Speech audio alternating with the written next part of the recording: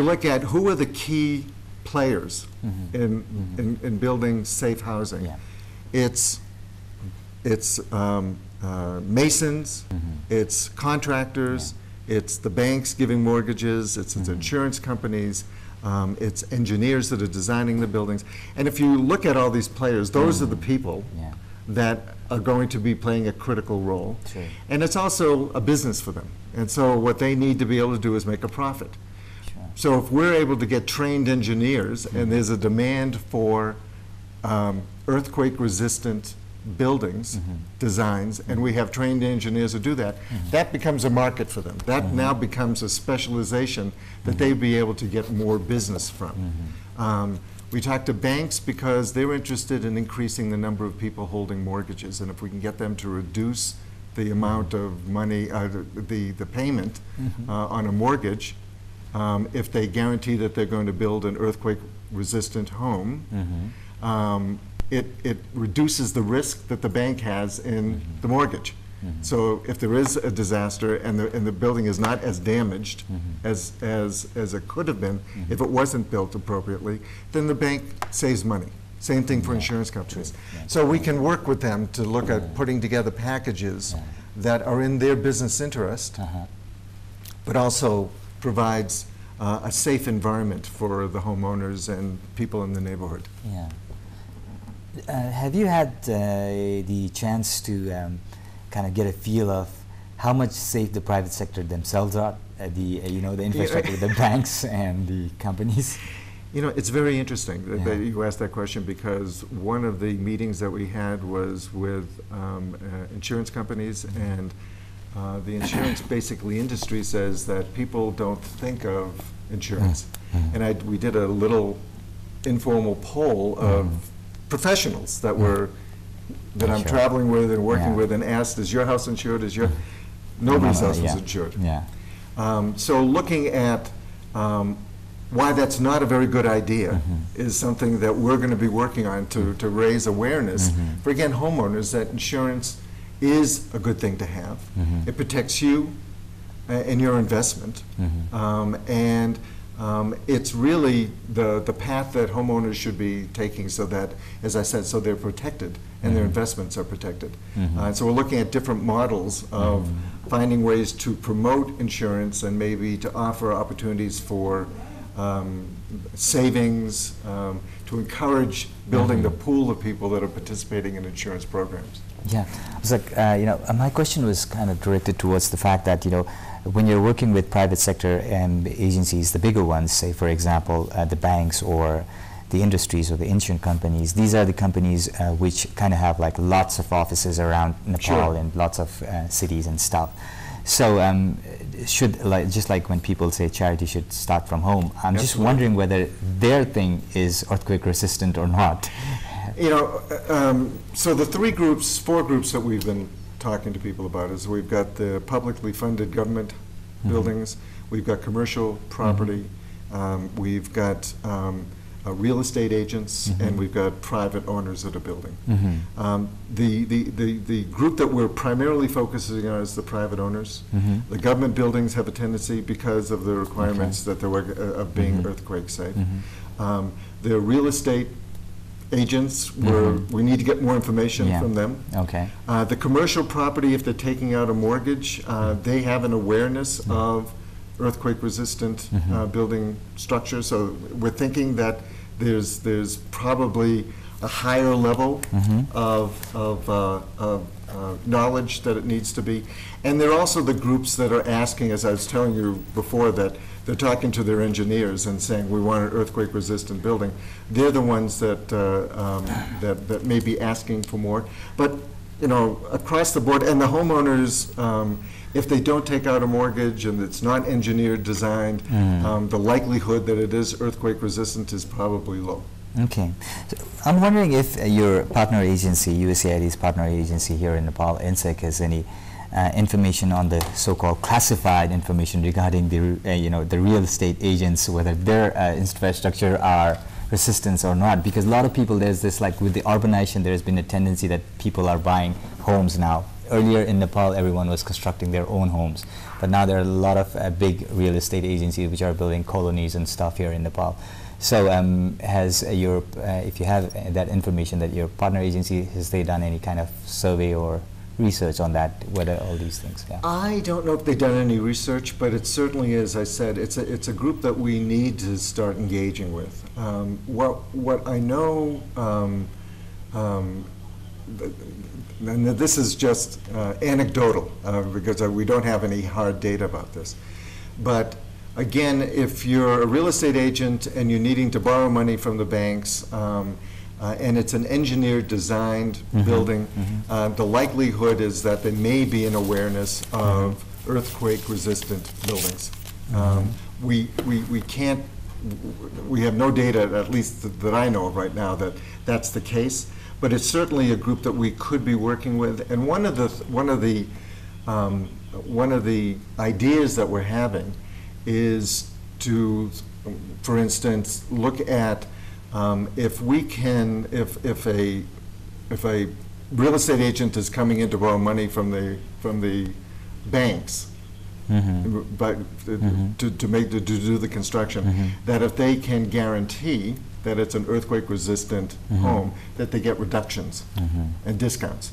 And that's in their interest to do that, because that means when they then sell the villas, that their profit will increase. So there's a profit motive for them to be doing that. And I think that they may do it for the right reasons. You know, they may think that this is something that we need to be doing because we're Nepali citizens. We want to make sure that we're contributing to the well-being of the people in Nepal, so we want to be selling safe buildings. Yeah, sure. Well, you know, we see it in the backdrops as well, the buildings, the kind of buildings that we have. And people here in Nepal have, you know, the kind of general assumption that to make earthquake-resistant homes, it's a bit expensive. I'm wondering if it's a myth or is it a truth, because with the limited resources that we have in Nepal and people's purchasing power is very low. So, is it affordable? You know, these kinds of buildings to make it into earthquake resistance. Is it affordable at all? Right. So if you look at some of these buildings that as you were describing, many of these buildings are out of code. They shouldn't have been built as high as they did using the materials that they had.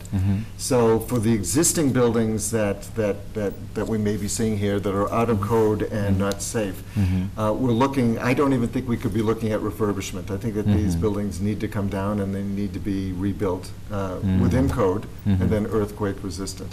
So again, in talking to my colleagues at INSET, there is a public perception that the buildings would be, there's a public perception that they're more expensive, but in reality they're not. They're not.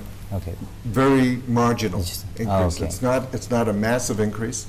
And again, we're starting to look at packages with mortgages and insurance, et cetera, that if a person does get a certified earthquake-resistant home, that the savings in the mortgages and the insurance would more than pay for any additional cost of building a home that is not earthquake resistant. Yeah, well, as someone being associated with media and the FM stations, radios and stuff, myself as well, I think this should be one of the messages in the awareness campaigns. Absolutely. Yeah, because we all have that kind of impression, you know, that it's probably very expensive, and if it's just an incremental margin, it makes a whole lot of sense. Okay, we're actually coming towards the end of it. I don't know how the 27 minutes passed away, but just a quick question on few stuffs. So what will be basically the role of the state and the private sector and the stakeholders? How does this all combine together, and independently, what will be their roles? It's an excellent question. In every meeting that we had with the private sector, they would tell us that we're willing to participate with you, but it's really critical that the government put in place the appropriate policies and the regulatory environment in order for these programs to get successfully implemented. It's a very critical role. Things like if people, the building code implementation, we can have the building code in place and then we end up with buildings like this. So there's issues with compliance. There's issues with ensuring that people are not building things that are out of compliance. So it needs to be rigorous about this. So the government plays a very critical role in the regulatory and policy, environment, taxation, et cetera. The private sector, again, has products, they have assets, they have, they also have a need themselves to say, if there's an earthquake, how can I protect my business so that I don't go out of business? In situations in other countries, after earthquakes, et cetera, disasters, 60% of businesses go out of business because they weren't prepared. And so instead is also looking at how do we put in place with these same stakeholders business continuity plans so that if an earthquake happens, that they can recover as quickly as possible and get back to doing business is what they need to be doing. So and obviously homeowners, people that we need to build the demand. We need to let people know that it's important that they be thinking about these issues if they want themselves and their families to be safe. So everybody has to play a very, very important role. It's a system that we need to be looking at. It's not just the government's role, it's not the private sector's role, it's not the home, it's everybody's role to be working on. Together. Yeah, that's right. Well, I guess we're kind of done with the time, but one last question before we close this session. What is the kind of roadmap that the institution that you're representing has for Nepal in the course of strengthening the public-private partnership, or if we can call it disaster risk management? What's the roadmap that your institution is taking forward for Nepal? So in Nepal, what we're doing again is three things. We're looking at, and we're not the only ones that are doing this. I mean, it's always important to know, as you said, that there's many different stakeholders that need to be involved in this. But the three things that we're currently focusing on is this media campaign. We just need to continue to raise awareness, and part of that awareness, as you suggested, is that you can do this and it's not going to cost you more money. The second issue that we're looking at is how do we engage more with the private sector? We've had some fantastic meetings with the private sector. They're ready, they're able, they're interested to get more involved, and that's a terrific indicator of where we need to be putting some more of our energy. And the third is, again, the question that you were asking about these buildings is the urban regeneration. How do we start looking at being able to take that situation and renovate it to regenerate it so that it looks culturally appropriate, but it's safe for everybody to be living there. Well, my producer told me in my hair sets here that it's got to close up, but I have one more question. I'm sorry.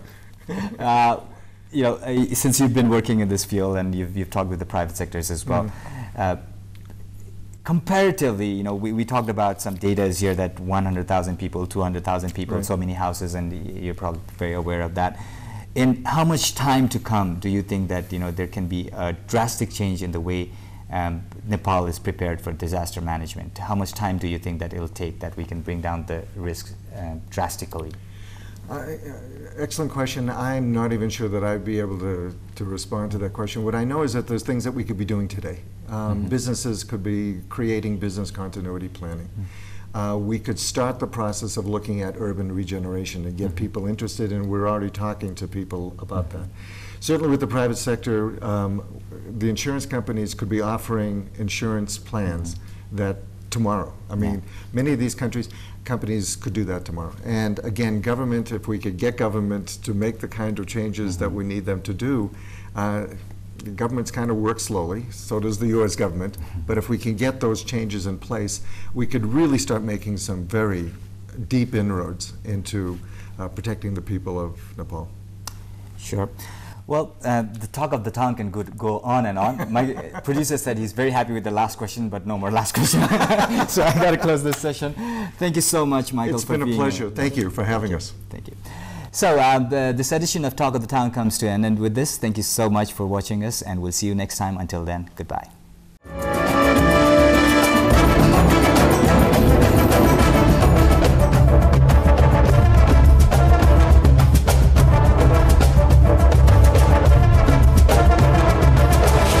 Talk of the Town.